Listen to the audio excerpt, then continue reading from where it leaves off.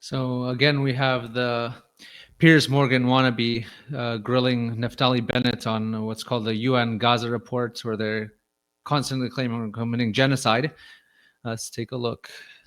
The UN Commission of Inquiry is very clear that Israel is committing genocide in Gaza. It amounts, this more than 70 pages, to a pretty grave indictment. What is your response?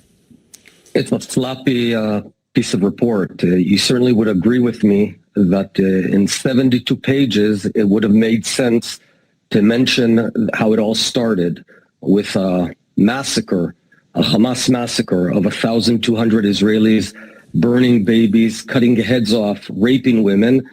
Does it make sense to you that they omitted all of that and started only after, that they happened to forget that? Does that make sense? Well, this is the same UN Commission that did hold an inquiry after October the 7th, accused Hamas of abhorrent and intolerable war crimes on and after October the 7th. But I mean, isn't that the point, that war has rules, those rules are clear, and they apply to both sides? Of course, and Israel operates under the international rules of conduct across the board. Every time we identify a terrorist in a civilian building, we notify the people in that building well in advance, millions of leaflets, tens of millions of text messages.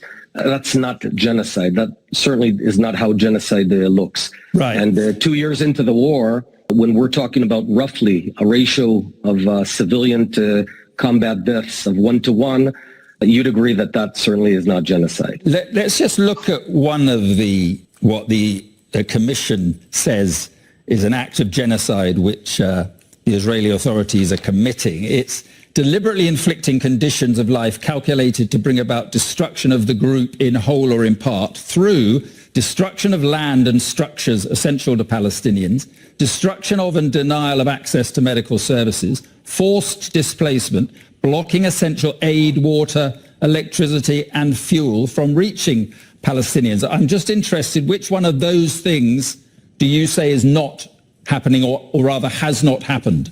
None of them has happened. What has happened is that Hamas turned almost every other home in Gaza into a terror base. And according to international law, when you turn a home into a terror base, it becomes a terror base. You can't protect yourself by shooting rockets from within a home. I'll give you one extraordinary example, Mark. On page 29 of the report, it talks about Israel deliberately targeting a specific hospital.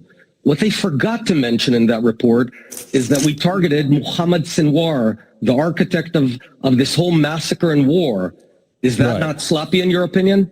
Right. So let's go back to that. You say none of this is happening or has happened. Destruction of land and structures essential to Palestinians. That's clearly happened. Destruction of and denial of access to medical services. We've had doctors giving evidence that that's happened. Forced displacement we are seeing. Blocking essential aid, water and electricity and fuel, that's also happened, hasn't it? All of these things that you're mentioning happen in every urban war. In every urban war, there's buildings that are destroyed, there's problems. The question is one of intent and of action. And what we're doing is bending over backward to allow, and we've allowed 2 million tons of aid, of which 1.6 million are food into Gaza. Is that genocide? Come on. We've conducted 600,000 vaccines of polio to kids in Gaza. Is that genocide? Come on. You know this is nonsense. You know it. You're talking about intent. That's not what genocide looks like. This is ridiculous. It'll be another report that'll be thrown into the garbage can of the lies in history. And don't be part of it. Well, listen, you talk about intent. Now, what the Commission is claiming, that it is evident in the words used by senior leaders in Israel, so specifically the former Defense Minister Gallant, who said, we're fighting human animals and we will act accordingly. Yes, and Hamas is human animals. We're talking about Hamas. Right. Well, President Herzog... Al-Qaeda is human animals. Hamas is human animals. The Nazis were human animals.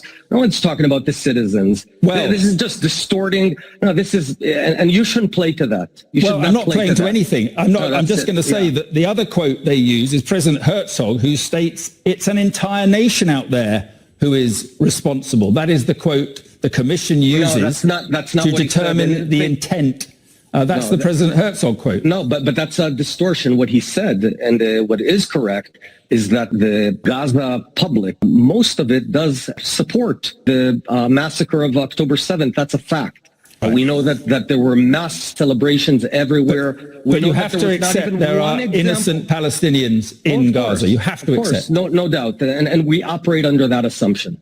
Just let me talk finally about this assault that is now going on. Your defense minister has declared Gaza is burning. I just wonder, when does this end? What can you achieve now that you have not been able to achieve in, 2 years?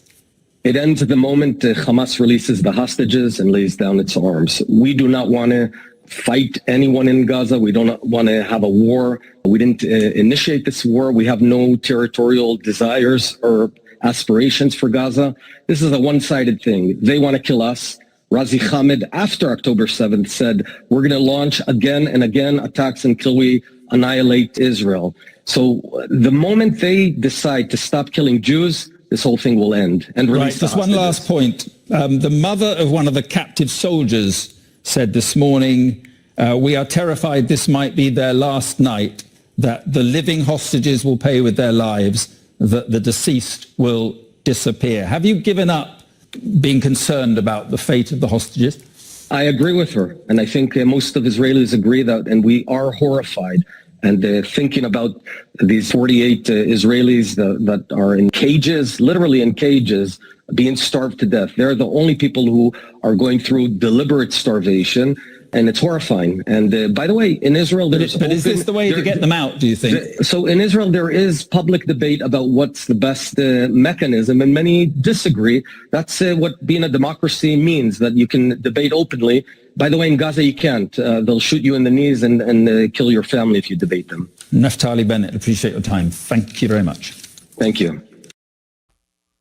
So there you have Naftali Bennett. He is apparently going to be running for the next during the next elections, probably in the next year or so. So you can look out for him. You know, someone I don't necessarily agree with everything, all his positions, but he's definitely a smart guy. You can't take that away from him. And basically what he's been doing lately is just going to every outlet that he can and sort of, well, the way he looks at it is like doing like a cleanup operation for the optics of what Israel is going through. You have, again, different ministers in our government saying things that may be a little bit extreme for most ears to hear. And, you know, I think there should be less talk and less exaggeration and just more action. You don't have to reveal every card you have. But, you know, Naftali Bennett sees himself as looking out for the Jewish people on this front where we're technically, again, so to speak, losing on the optics front. So he sees himself as doing this like a cleanup operation, just trying to get people to understand and sort of win back some of the support we had early on in the war. And again, they're going to rehash this argument again and again with the genocide, because what's funny is for a decade before this, they've still been calling us committing genocide against the Palestinians. After October 7th, when we started a legitimate war, they're still saying there's a genocide, but never have there been documentation or video or images of mass graves, just thousands of bodies, Palestinian bodies being dumped into a grave because they have nowhere to bury them. They have no one to bury them.